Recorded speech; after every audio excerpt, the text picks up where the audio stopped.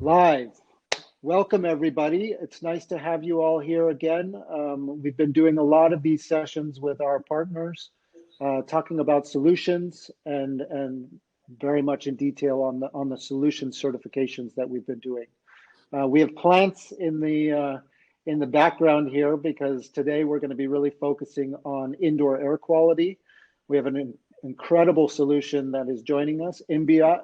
We're going to be talking about their solution certification, which we're almost complete with. We're almost finalized, but we've gone through, 80% of the process, and we have a lot to talk about. As we always say, the Smart Building Collective, the Smart Building Certification is founded in science, refined by practice, constantly optimized by our network of experts.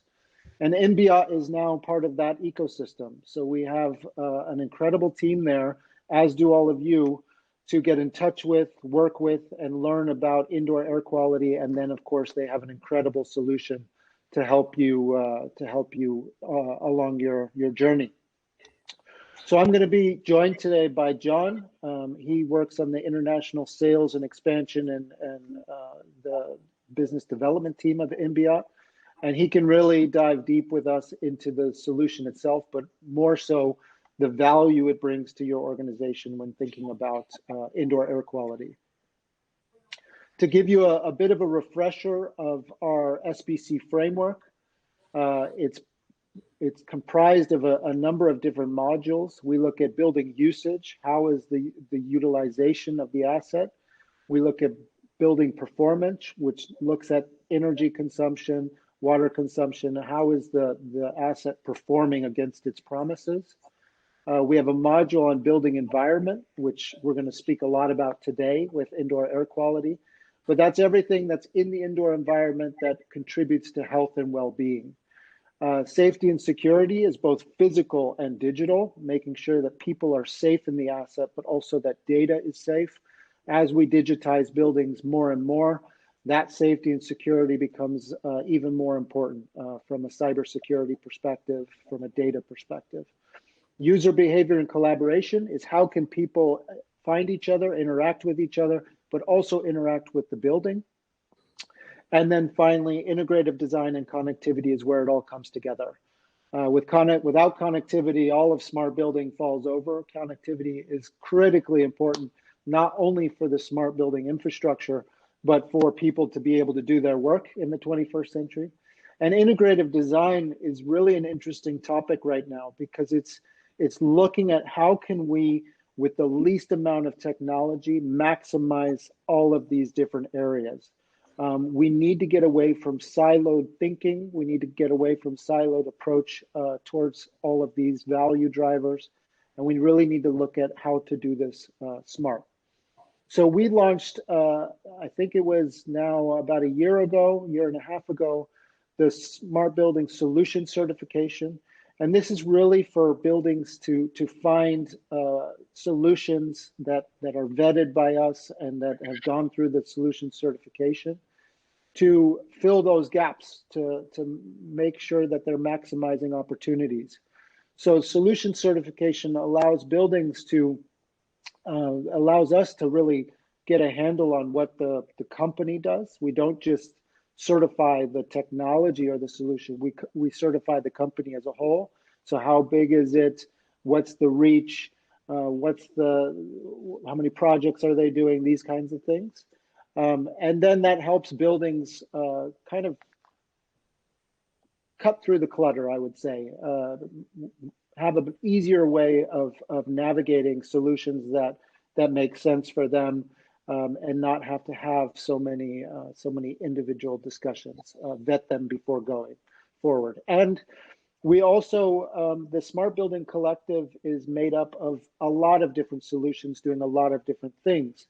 And it's really important that solutions can find each other so that we can hopefully think about some of these integrations before going into the building. I think if we're integrating after the building has chosen for us, it gets a little bit messy. Whereas if we can build that cohesion before going into the building, that's really what we're aiming to do. So without further ado, I'm going to bring John up onto stage and we're going to talk about inBiot.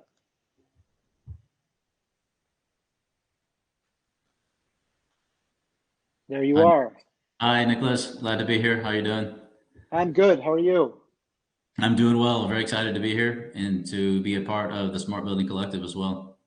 Yeah, we love having you guys. It makes such an amazing contribution when you have engagement from your partner network where people are really diving in on all kinds of fronts. You know, we did a an amazing indoor air quality with your colleague last week or 2 weeks ago. A great session on that. So anybody who's watching, go check that out. And it's really speaks to the expertise of inBiot and what you guys are doing. Yeah, it does. But Thank you. let's start with introduction. Who's inBiot? Who are you? I think people will be getting in touch with you as well. So yeah, let's start there. I'll go first with my side, then I'll jump into inBiot. As you said, my name is John Oliver. I have, I don't know, right now over 20 years of experience in business. Started international sales and international business in 2010 for a Spanish company when I moved to Spain. I'm from the United States, so I have a cultural experience though, but love Spain. And I incorporated inBiot really not too long ago, back in October. inBiot was started in 2018. Um, one second, 2018. With our founders' vision was that there needed to be a solution for new building structures. You know, the new buildings were more hermetically sealed. I guess you call it passive houses, Mhm. and there needed to be a solution to monitor and improve indoor air quality, but also improve energy efficiencies. So they saw a need that there's a gap in the market there needed to be a product that holistically completed the solution. So that's why inBiot was started in 2018 by our founders. We started within our local markets in Spain. We've had a lot of success since 2018. And now recently we're starting a big market push internationally because I mean, as you know, with all the members that are a part of SBC internationally too, this is a big issue for indoor air quality and energy efficiencies. Yeah, all over the world, right? And Exactly. we were talking about context driven where you put different solutions. You know, for instance, we were talking about water quality the other day in our assessor program and how maybe it's not so relevant in Finland, but then it is very relevant in other parts of the world. But I think air quality the same. You know, it's worse in some areas of the world, but I think it's across the board. Indoors is a challenge for sure. Yeah, and I think it's only going to catch on more. The market's only going to become more demanding. I think with a lot of your partners too was the experience with COVID was sort of like a catalyst that threw a lot of awareness that made the necessity for all these industries to be really aware of what's going on inside their buildings. So now we're experiencing after this COVID period that the market, the people, everybody's aware now of what needs to happen, even though they should have been aware probably long before COVID. Yeah, yeah, absolutely. Yeah, it was so funny, right? Before COVID, nobody even knew what CO2 was in an indoor environment. And now everybody knows 800, I got to get out of this room. You know, and that's really, really interesting that that consciousness has come up. Yeah. Exactly. So let's start with, asset classes. Do you guys work in all asset classes? Do you only work in particular ones? How are you guys seeing that right now? Right. So we only specialize in B2B solutions and no B2C, just B2B. And within the B2B, we cover pretty much every sector I can think of.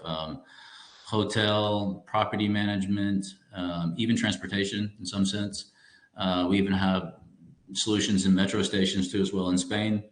But pretty much everything that has to do with B2B, we're in that sector. Really cool. And you Mhm. guys are a hardware and a software solution, right? So how Exactly. should So we see your product portfolio? okay, so our solution is comprised of three parts.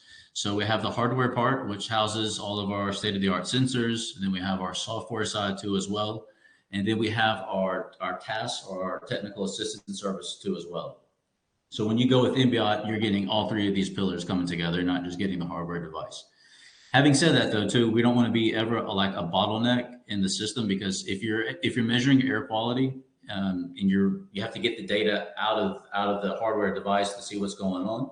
You can either go with our platform if you like, or we can use our API. We can integrate with anybody else's platform. So we don't want to be a bottleneck in receiving the data that's being pulled out of the air. So that in the end, I mean, in the end, the building manager or the end user needs to be able to interpret what's going on inside the building. Otherwise, it doesn't make sense. Yeah, so for all of our partners who have other types of systems where they are data platforms or connectivity platforms, or and need to capture that indoor air quality, they can actually use your hardware for that and API. If I Exactly. understand it correctly. That's Nice. exactly correct. Yes. Yeah, really nice. So, the SBC framework, right, which I was just speaking about, has a number of modules. It's talking about building usage, building performance, building environment, safety and security. But what kind of data are you guys capturing through those sensors and through that platform? And then, yeah, let's start with building usage. Can you guys help an asset owner understand how their asset is being utilized, really? Okay. Yeah, that's a great question. To answer the first part about like what data we can pull out of the air. So right now, our sensors, we can measure temperature, relative humidity, CO2, NCO, formaldehyde, toxic, volatile organic materials, PMs 1 through 10, and also ozone. Wow, And then, yeah, that's a lot. I mean, I think our listeners need to kind of realize how unique that is. yeah, I haven't seen another sensor that does that, that does all of it. So that's pretty amazing. I think to make sure I was covering them all, but that's it. Of course, later anybody can contact me, and I'm happy to answer any questions. But we do cover, as far as I know, at today's date, the most parameters out there. And then also too, we have an algorithm that works with our device that actually gives you a visual interpretation of all these parameters, as far as like a ventilation indicator or a virus indicator or indoor air quality indicator. And just to clarify, like when I say virus indicator, it doesn't mean that there's a virus existing in the air. It just means that there's a high probability that one could cultivate. So we're taking all these different parameters, like I mentioned, and we're making an algorithm that gives you a visual interpretation of what's going on. And Okay. then to answer your other question about building usage, obviously, in the spaces that in our platform, the end user is able to pull this data out and see what's going on. So they can generate business intelligence reports where they can see, for example, at 8 o'clock, before 8 o'clock in the morning, when everybody shows up to work, I see that all my levels are normal. And then I'm understanding it may be around 8:30 or 9:30, all my levels are starting to peak. So what should I do? What measures should I take to try to alleviate those stresses? And then if we can also work on an automated side where we can automatically communicate with all the HVAC equipment, or if there's a purifier installed too as well, to make everything optimized and make more increases in energy efficiencies instead of just working from an on-off perspective. Yeah, so you're hitting on the building performance side, that based on those air quality numbers, you can inform the ventilation systems and different things to kick on. And just to stress too, our solution also helps organizations achieve WELL certification, WELL points, and also too, our solution is reset certified too as well. Oh, nice. That should speak for the quality of our solution too as well. Yeah. Yeah, really nice. So let's move on then to the indoor environment. When we talk about, because that's really what you guys are focusing on. It's amazing to think about a air quality sensor giving you occupancy data, actually, but it does. So I think that's really interesting, that what we're seeing with smart building, technology, is that it new and different ways of using it that weren't actually part of its design become normal practice, because we see that we can actually use it for other things. But Correct. in its core, you guys are an indoor air quality, so you work on healthy environments and making environments. That that's all we do. That's all we do. All Yeah, we do is indoor air quality, nothing else for B2B. yeah. That's all. And how do you guys see that as part of a bigger picture for indoor environment? what are some experiences you guys have on making an environment just the best that it can possibly be? That's a great question. Um, I think really when to maximize what we offer, you really need to be connected automatically with the HVAC systems, because otherwise you're going to be manually ventilating, and that doesn't really make sense. I think in today's day with all the technology we have. So I think that's the best thing we offer is our ability to communicate with the BMS system, and in the end, the building manager, everything's customizable. Like, if the building manager is the health and sustainability manager of a company, and he determines that, or she determines that if my PM levels fall to a certain threshold, that's when I want the ventilation system to come on. So there's not like that we're setting, the bar. So everything's completely customizable and flexible for the end user to determine when an piece of equipment comes on and when it turns off. And with there's your data. education, of course, with your knowledge and education Yeah. of what you should be thinking about, I guess. Exactly. And we have data. I mean, I can share this later, but I mean, there's thresholds that like Wells, recommends that you stay within and things like that. This is, if you Google search this stuff on the internet, you can find it. But I think more importantly though, or interestingly, is that data backs up that through intelligently controlling HVAC systems, you can save up to like 21% in energy just by optimizing the HVAC systems based on real-time data being taken out of the interior spaces. Yeah. And more interesting too, I think in the end, for companies that are making it a priority to control the indoor air quality, they can actually increase their revenues, increase profits. There's data that backs up that shows that there's a 58% reduction in mild sicknesses when you monitor indoor air quality. And there's also a 61% better increase in cognitive performances. So, in the end, that just makes a better return for a business that's making it a priority to monitor indoor air quality. That's incredible. And actually, we completely back that up. I mean, the smart building certification started from a healthy office research that was done by my co-founder, Elizabeth Nelson. And what they were doing is they were monitoring the air quality, and then they were doing cognitive tests on people. And they were seeing that cognitive performance just completely decline based on high CO2 levels. And it's crazy, right? Because then after that research, we started diving into like schools and stuff, right? And they were doing, where they would do these, SATs or ACT tests. They would have these gymnasiums full of kids who were supposed to be in the moment of highest performance that determined the future of their, career.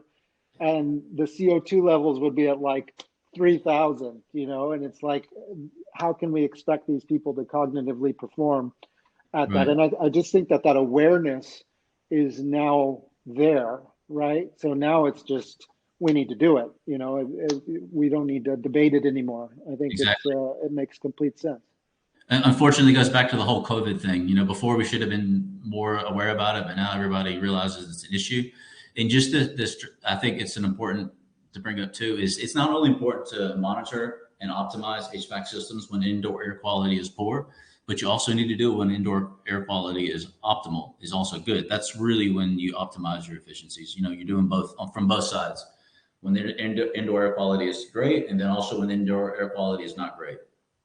Okay, so when it's great, that's when you're saying that's where you get your energy savings from turning your systems off, kind of thing. Exactly. Okay. Mm-hmm. Yeah, really interesting. Nice perspective. So what are the biggest resistance then at the moment? I think resistance, or is business just through the roof? I think the biggest resistance though is awareness of the situation. I think though that, you just have to look at all the building integrators that are popping up. There's many of them now, but there's still, I think, a large percentage of the market still doesn't realize that this is an issue, or at least they're not going to do anything until it becomes mandatory. And I do foresee that's probably going to happen, down the road. At least I know for schools, like for many schools in France and other areas, it's become already mandatory to monitor CO2 levels. But I personally think in the near future, we're going to probably see businesses where they'll make it mandatory too, that not only monitor CO2 levels, but many other parameters too as well. Yeah, well, and I think that the awareness is probably I would probably say is the biggest barrier. Well, and I think the awareness of the user as well, right? Where I think you'll start to have people who refuse to sit in places that are not Exactly. properly ventilated or with good air quality, So, Exactly. and Yeah. and when you look at a building and you're thinking about an office, or how much uh, monitoring is needed and recommended, and do you say every single square centimeter of that building needs to be monitored, or do you say no, we've got a nice kind of equation for that? How should people look at that? That's a great question. I had this discussion the other day with our health and sustainability manager too, as well, as we were dimensioning out a project. But there's really not a set standard per square meter. There's sort of rough number, but really what's more important is sort of the layout of the interior space, because that definitely affects airflow. So, for example, right now, I mean, I'm in a meeting room within our building, but because this meeting room is closed off, we have one of our devices inside the meeting room. But in the hallway space of the general area, there's also another device there. But theoretically, for the square meters, you could say that you only need one device to cover that total square meters. But so what I'm saying is that sort of you have to look more detail about what the layout of the structure is, and that's something that we offer. Part of when we dimension a project, we take the plans and we make our recommendations for how many hardware devices should be supplied. Yeah, okay. Really interesting. Yeah, because it also depends on the value cases that are happening in the property itself, right? Like where people are doing certain types of activities and work and exercise and whatever it may be. So I think that's going to very much dictate, how much monitoring needs to be done. Correct. And how flexible is it then, right? So say if I go and I change my office, there's one of the buildings we just certified. It's so interesting, right? Because they're looking at like flexibility at the most incredible level, right? So what they've done is they've built this like grid system throughout the building that allows them, for whatever size tenant comes in or changes over the course of time, that they can kind of isolate their HVAC, their BMS, their smart grid, their smart infrastructure, their energy metering, all of it, right? So air quality would be part of that. So how flexible is it when you want to change the configuration of your office? Is it a hard wire? Is it wireless? How should we see that? We're scalable without limits, so there's not a problem there. As far as hardwired and wireless, we offer both options. Okay. Some building managers, though, prefer not to go the wireless route for security reasons. Others prefer cable, so it's kind of up to what the end user wants to do. And what about for electricity? Electricity, we're cabled, and we've had some talks with other visitors saying you should be battery powered. But to tell you the truth, though, with our formaldehyde sensor pulling so much power, there's really not one that can operate on battery power. Also, too, our sensors run for a 10-year lifespan, except for the formaldehyde, which is recommended that you switch it out at 6. And for a B2B setting, the batteries for us doesn't make sense. So you have two options. You can connect directly to the electrical current with like a regular electrical cable built into the wall, or you can also go with a USB Type C plug too as well. Okay, so you So can actually just plug it into the wall. you can just plug it into the wall, but you think about it in a business setting. This is a hardware device, of this size, and Yeah. it's out of reach, so people can't tamper with it really. So I would say the most common setup is that it's hardwired into the electrical system.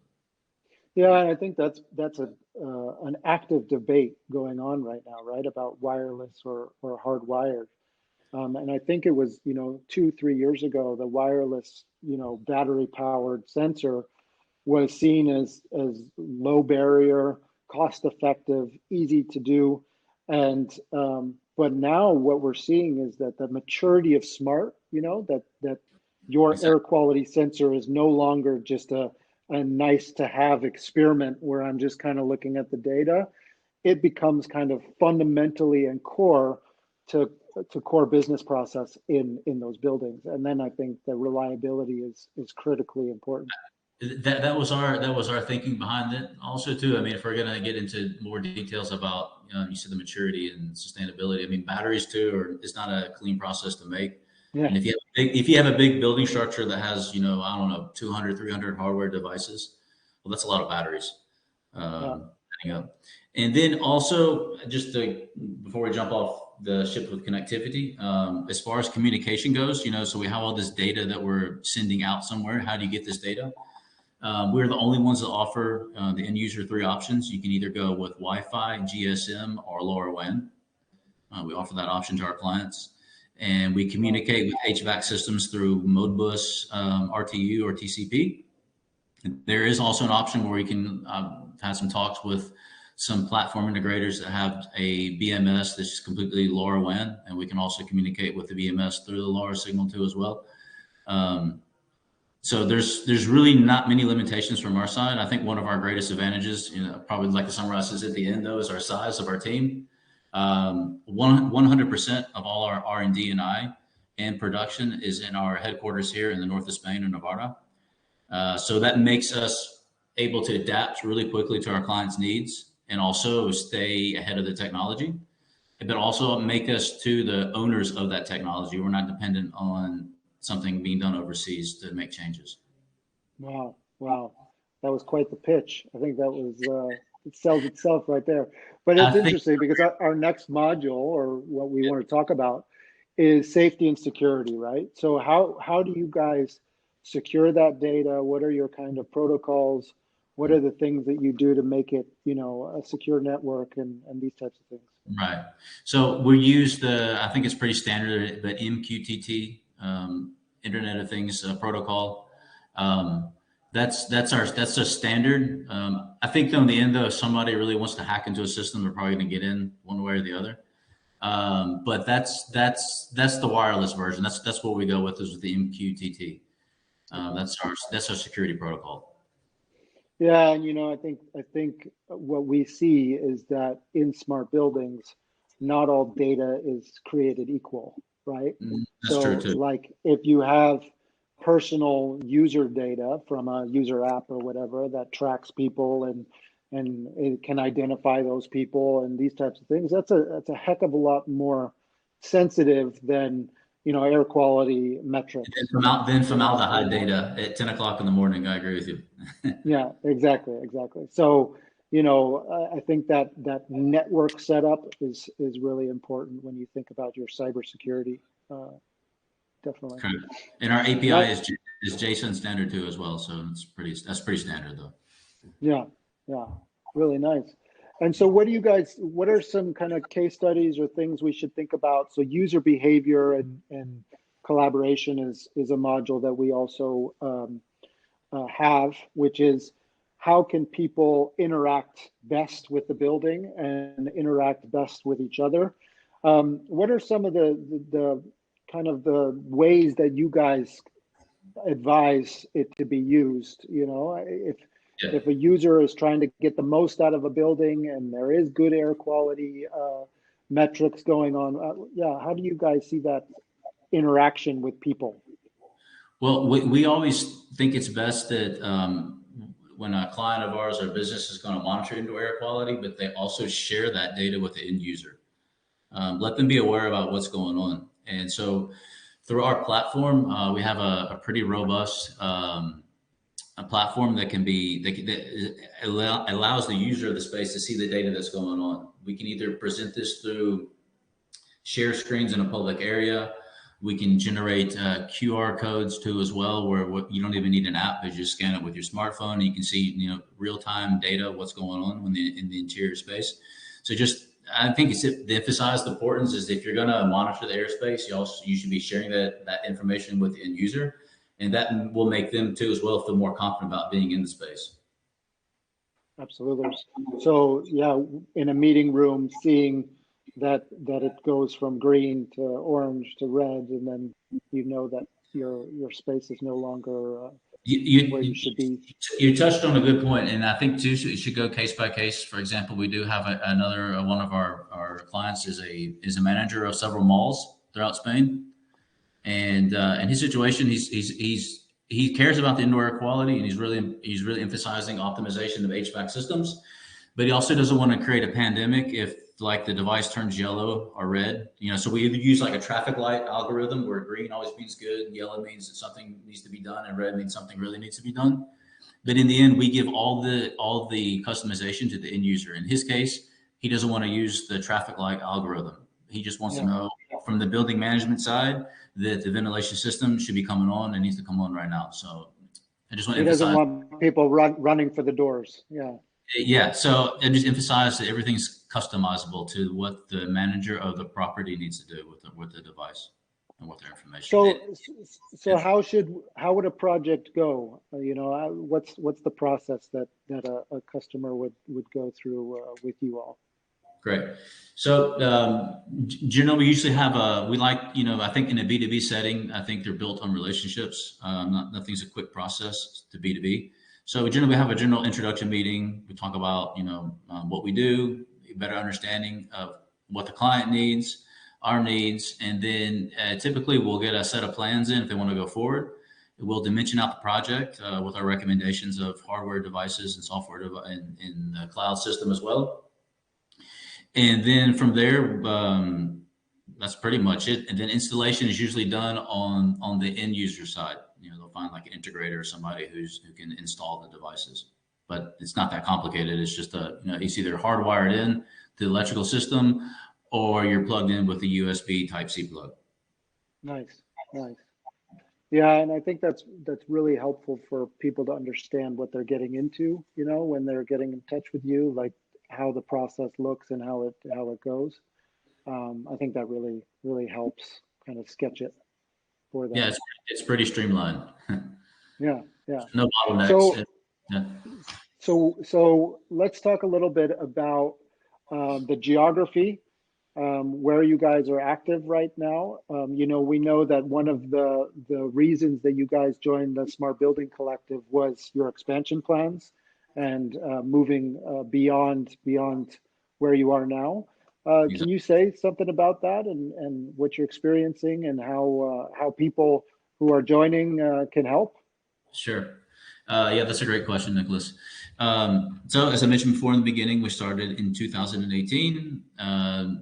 We've had a lot of success in Spain, and I would say now at the end of 2022, we started doing a market outpush, and our goal is to take on new territories outside of Spain. And to help us with that, we knew from the start that we had to get into associations and organizations and brand awareness, right?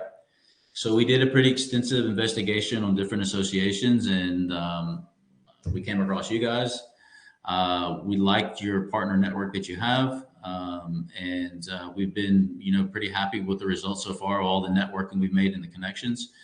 And I think in the end, when a property manager is going to monitor indoor air quality, they're distinguishing themselves from the competition who does not.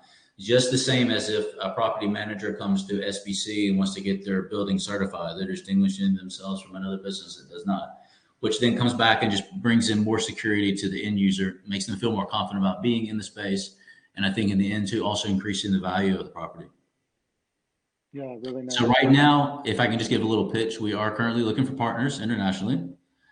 So if anybody's connected there later, please contact me. We're looking for international partners. So we're looking for distributors. We're also looking for strategic relationships with like building integrators who will take on our product as their EAQ solution, and we'll, happy to sit down. We can talk over details. I think we have some interesting profit margins for those partners too as well, because at the end of the day too, everybody has to come out making, be able to pay the bills too and make money, right? So so we're business. We have to exactly. So we're right now we're doing a market out push, and we're looking for partners and strategic relationships internationally outside of Spain. And I'm happy to talk with anybody else too later afterwards. They can contact me through LinkedIn, or I can share my information too. So. Yeah, and one of the reasons for the solution certification, of course, you have the matchmaking to buildings, but almost more interesting is the matchmaking to each other, right? Because what we have is what we call kind of pure integrations and conflicted integrations, right? Where a conflicted integration is where you have overlap with other solutions, and that overlap becomes a point of contention or a point of discussion, and maybe is a little bit harder to navigate because you know, someone's always going to lead with their own solution. But those pure integrations, you know, that's where there is no overlap. There's actually just complete complementary, you know, synthesis or being able to find each other. And I think that, you know, as an air quality hardware and software, I think you guys have a lot of potential there for that, for those pure integrations into, you know, the AI driven solutions that we have, or the user app solutions we have. I think those are all really interesting companies to work with you guys. Yeah, I completely agree with what you said. And as I said before, we don't want to be a bottleneck. You know, so if let's just say that an integrator already has, for example, a sensor that monitors the quantity of people inside a space, right? Well, if they have that already embedded into their platform, maybe they want to get more data out of the air quality. You know, again, with our API, with our team of engineers, I guarantee you we can find a solution where the information doesn't conflict, but actually just makes more sense and gives Yeah. more data to the user or to Well, the and the man. more, yeah, and the more data you pull in and you find ways to analyze it against each other and with each other, I mean, you can do all kinds of crazy stuff. I think the most amazing thing about smart buildings are the results or the value cases of the technology that weren't even thought about when the technology was bought. You know what I Exactly. mean? It's like, it's just once you get started and you have this data and you're able to use it for different purposes, you can see all kinds of different things, and that's the most exciting. Yeah, I think so too. So you guys, we're finalizing your solution certification, which is really exciting.